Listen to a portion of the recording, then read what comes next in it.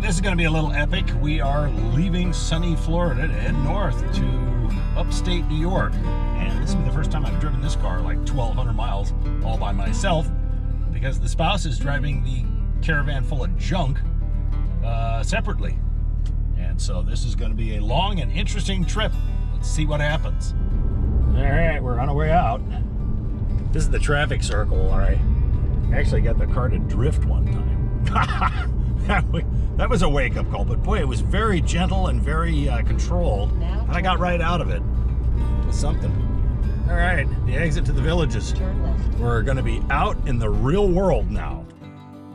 Summerfield. There's some pretty stretches here where the big trees hang over the road here, the big live oaks. It's kind of scenic. I like it. So we're about 10 minutes into the trip. If I do this every 10 minutes, this will be a 3-hour-long video, so I better shut up and let the car drive. All right, welcome to Waldo. If you're steeped in Florida history, you will know that a couple of towns in 301 here in north central Florida, Waldo among them, Stark, have interesting histories with speed enforcement. You can go look it up, but there's still a little bit of a legacy here, and boy, you just better pay close attention to the speed limits when you're in these towns. That's all I gotta say. When you're in a car like this, this is the view you get when you're going down 4-lane highways. I get to check out the writing on the guy's tires. Anyway, we're about 2.5 hours into this, and you can see it here. A lot of reflections. I'm getting 28.6 miles per gallon. When you're not hustling, this thing kind of sips gas. We're not talking Prius level sipping, we're just talking sipping. So this is our first pit stop here in Callahan. Did about 2.5 hours of driving. My back feels good. That's always the difference between a decent seat and a so-so seat, is whether your back survived. Took on 5 gallons of gas here, because that's all I use since leaving the villages. We're still in Florida, but not for long. But this is the home of the Warriors. So says the big water tank there. All right, here we go. Interstate 95. We can just get on this and sit on this for the next 2 days, and we'd be home. Oop, yellow light, flashing light. A little construction here at the intersection, but nothing too horrible. Well, that was a very pleasant drive up to Yulee, bypassing all the loop interstates around Jacksonville. And hopefully 95 won't be too bad heading north. We will find out. Well, that's it, friends. Florida, bye-bye. They just said goodbye to me. Now we go over the, what is this, the St. Johns River or something? Got a big river up ahead here. And then we are done with this for 5.5 months. Being shadowed by another hot car. I can't quite tell what it is. Is that a Jag or a Maserati, or what is that? I don't know. All right, here he comes. All right, car spotters, what is it? It's a Jaguar. There we go. It's the F type. It's an S. I think he's a little quicker in the drag race realm than I am. All right, Georgia is all done. Took a couple hours. It's now 3:30, and here we are, South Carolina. They have a very nice gate here. Only trouble is the road went from 3 lanes to 2 lanes, so now there's no speed demon lane, a normal sane person's lane, and the broken down truck lane or whatever. Well, we're at the rest stop, and the air is decidedly cooler. There's a pretty good breeze blowing out of the east, which means we're getting a little bit of ocean modified air. It's only 84 now, and the humidity is kind of low. Good time to stop. My brain is starting to get a little road fry here. Just imagine trying to travel from Florida to someplace up north, say 150 years ago, and what we have now.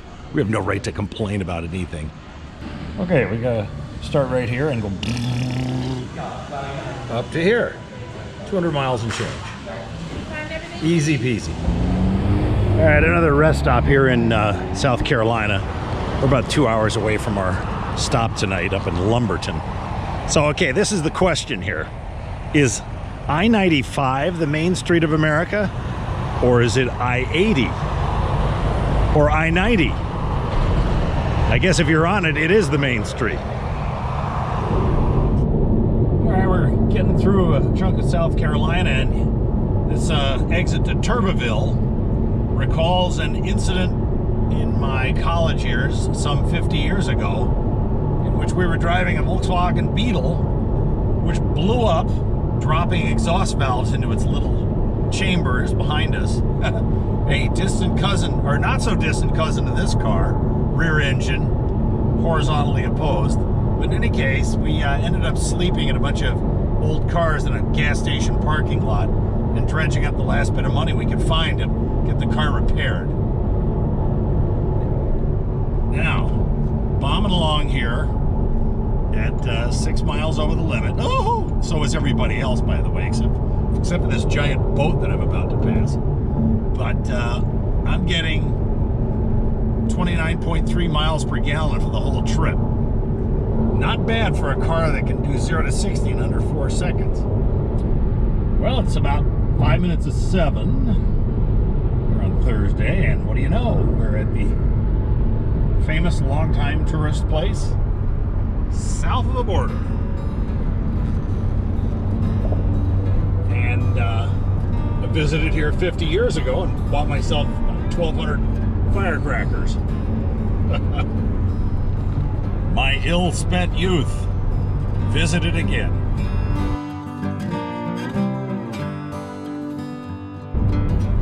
Well, it's now Friday. The journey has resumed. We had a overnight in Lumberton, North Carolina, and we're heading north. Wow, the car just hit 30 miles per gallon. Holy Moses. This thing is a real gas sipper. Anyway, we're on I-95. Traffic is not bad. The road's okay. It's not quite as good as some of the roads we've been on, but it'll do because it's heading us north. It's a little congested, though. The wide angle on this camera makes everything look so far away. But it ain't bad here today. We're cruising right along, doing about 73. Just, you know, basically keeping with the traffic, in case you're wondering. But I don't even run a radar detector on this car, because if you use it too much and you think you're a wise guy and you're going to be able to go 100 miles an hour everywhere because you got a radar detector, you're just going to get burned. And I don't feel like getting burned. So I don't use it. Therefore, I'm not overconfident that it will keep me out of trouble. You got to use your head to stay out of trouble. Okay. And I don't get into trouble anyway. I'm a good citizen. Yeah. So one of the most intriguing things about this car is it's what I like to describe as a dual nature. And I don't want to claim originality for that concept. I did actually just the other day see this on a YouTube video where another reviewer was driving down the road saying, yeah, the car is a pussycat. The seats are super comfortable. You can cruise along. It's quiet. You could conceivably make it a daily driver. And astonishingly, right now, for instance, I'm up to 31.5 miles per gallon. But when you tromp on it, the motor barks, the steering is razor sharp, and it's got the best brakes on almost any production car you can name. Back in, I think it was 2013 or 2014, Motor Trend had a list of all the best braking cars, production cars in the world, and this one I think was either tied or second place to a Corvette. And this one only has, and it was with the iron rotors that this one did. It wasn't any of the more expensive composite brakes. Now in the recent years, as cars get lighter, of course, you can stop a little quicker, but this did 60 to 0 at 93 feet, which is absurd. The car that's passing me right now probably is doing it in the plus 100s. And you know, the difference of 20 feet when you've got to slam your brakes on is enormous. I mean, as far as being able to avert disaster. Some hops out in the road and you can stop at 93 feet and the next guy's got to do 117, which is pretty typical. It's the difference between catastrophe and wow, that was close. So yes, this car is very dual-natured, and it is not a raw car, but it can be. Well, we've apparently now entered Virginia, another milestone. Done about 640 miles since leaving Florida. And right at the moment, the MPGs have crept up to 31.9. That's ridiculous. Is this car some kind of world-saving eco device? No, I don't think so. So it's lunch stop time here just inside Virginia, and this place loves. Whoa, whoa, whoa! Here's my food. Got to do a traditional Mickey D's stop here, and this place is a madhouse. Anyway, gotta look ahead to see what kind of traffic we're gonna get into in the Beltway. We're coming up on Richmond now, and the traffic is really getting dense. The DC Metroplex is just ahead, and now I'm finding I'm having to manage the people behind me as well as the people in front of me. I like to maintain a distance, even though I can stop on a dime. You never know what's going to happen. You don't know whether you're going to react to it. But I'm getting these idiots a car length and a half behind me at 68, 70 miles an hour. Here comes one now. Yeah, he doesn't look that close with a super wide angle, but he's way too close.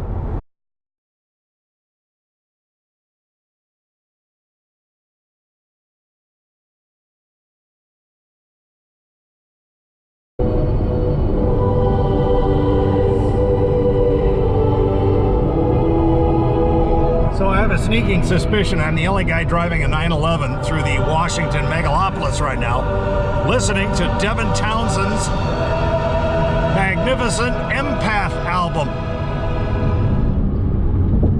And here it is, beautiful downtown Richmond. Nice skyline.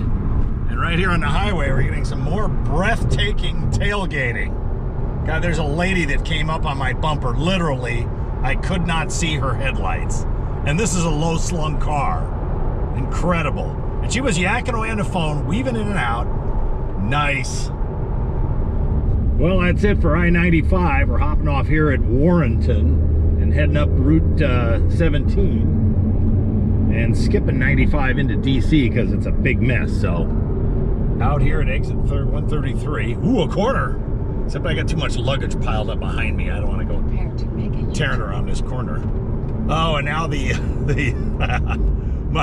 GPS is saying, prepare to make a U-turn. It really desperately wants me to go jump into the Beltway. No thanks. I'm going to take a rural country back road. Much better. All right. This is kind of interesting. I pulled up my addressing information here on my Google Maps phone app, and it got me off the main drag and onto these windy little backcountry Virginia roads. And I thought, well, why not? It thinks it's quicker than the main route, so I'm just gonna go with the flow here and take all these lovely empty back roads, because after all, I'm driving this here car. Lots of woods going by. So I've picked up a little extra traffic out here with a horse trailer and two guys on Harleys, and looks like we're gonna be going IFR here any moment. There's a big line of stuff up there up to the north, but that was predicted earlier in the forecast. So the rain has started, it's dripping a little bit, but this is what it's like heading into metropolitan DC at 3:30 on a Friday afternoon. Everybody is coming out of town, and not that many people are going in, but it's still not zero. And of course, they're building new 8-lane highways. So you got the construction to deal with. Because after all, there's so many billions of dollars. Oh, I won't get into that. Never mind. I promised never to do politics, yeah. All right, I got this classic situation. I'm going by a school. The high school kids are getting out. The driver in the car behind me is looking down in his lap every 2 seconds and glancing up and carrying on an active conversation with the kid next to him. These kids are gonna die someday hitting somebody from behind. Yeah, the driver is still reading his phone.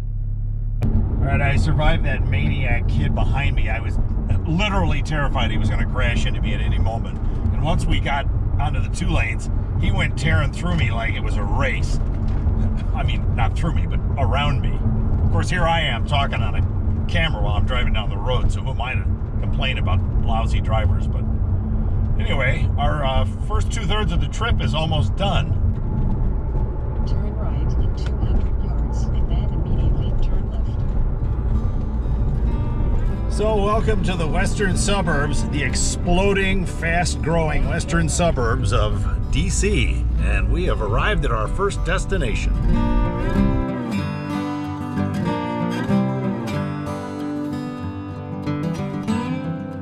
We now resume our northward trek, going past one of the fastest growing areas in the country.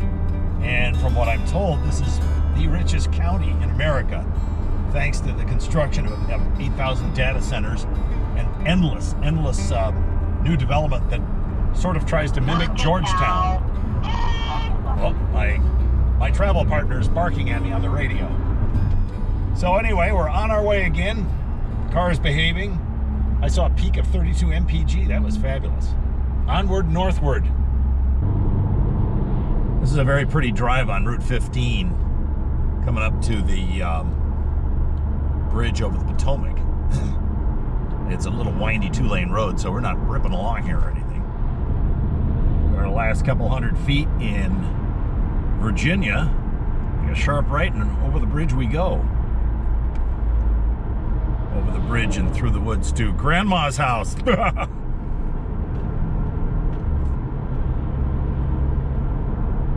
It's an older bridge here. I'm sure they've been arguing for ages about replacing this thing. Welcome to Maryland. And there's the Potomac. It's very brown because we've had a ton of rain in the last couple of days, 3 inches. And you get a little bit of clearing today, but not much. So GPS is a marvelous invention, and I got 2 of them going. The car's got one, and I got, of course, my phone has got one going now. Unfortunately, me and travel partner here, when you call up a route. Okay, lead on. Okay, she's agreed to my route. Yeah, we're gonna take it right through Metro New York. So we had to stop at this truck stop here and sit and figure out what was going on, because when you're bombing down the road all by yourself, you can't really start fiddling with your phone. Okay, lead the way. Well, I'm on I-287 here in New Jersey, about 3 in the afternoon, and it's raining pretty good, and this is the kind of driving I sort of detest, because nobody respects your safety envelope. I mean, I had a truck behind me that was less than a car length for about 25, 30, 40 seconds. It's ridiculous. And if I have to tap my brakes, he's into my rear end. So I'm keeping my safety margin here, but boy, if anything goes wrong here, we're all just gonna pile into each other.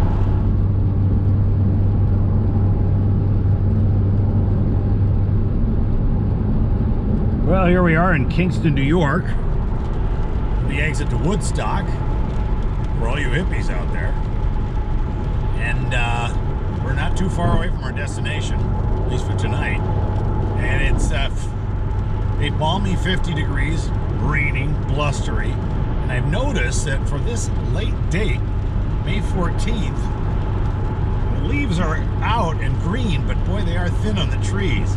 I think all this cold weather's really delayed spring this year. So I actually get a little bit of springtime up here. Well, here we are, downtown Albany. I said wrestling match with the GoPro because it went into some stupid mode.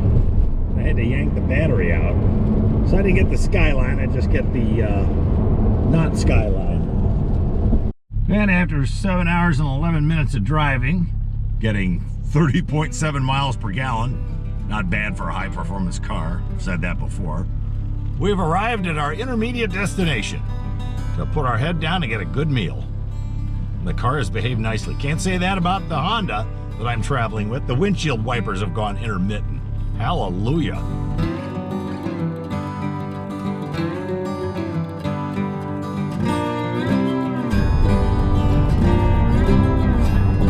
Well, our overnight is over. It's now Tuesday, and we're headed to our final destination, which is a mere hour and 15 minutes away, we think, which will be like a short jaunt. So there's the Albany skyline, hopping on 787, and off we go. Another 31 mile per gallon day yesterday, even in the rain or all the crazy traffic. So onward to our destination. There's a familiar landmark to everybody, the bridge over the Mohawk River.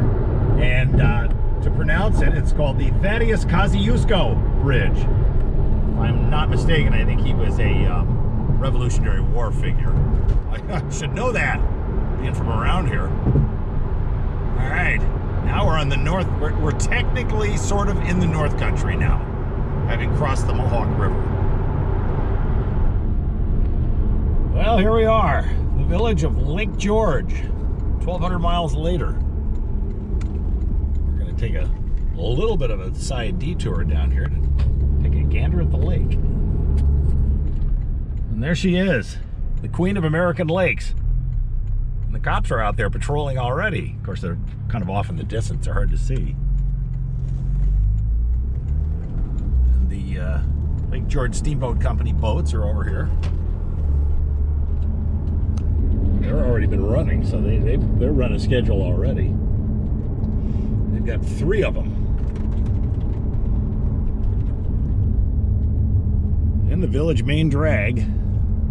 It's a quiet, sleepy little place right now, and it won't get hopping for another 2-3 weeks when Americade shows up here with 100,000 motorcycles. And then the high season kicks into gear July and August, and then it's over.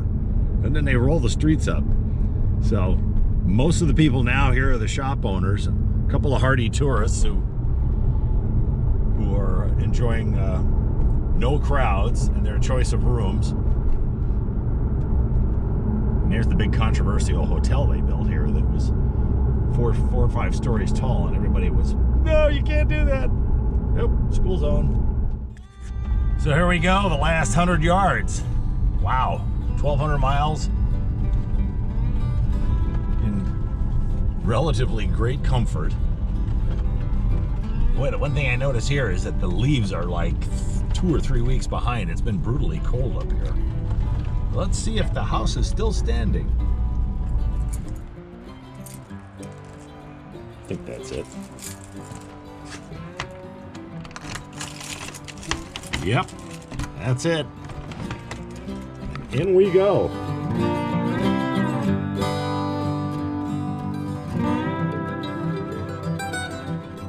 Well, that's it. The journey is done. We're here. And boy, we got a lot of work ahead of us, but it's always sort of fun work. Cars behaved, except for your car. Yeah. Bad windshield wiper on off something. But other than that, it worked. That's it. Good night, everybody.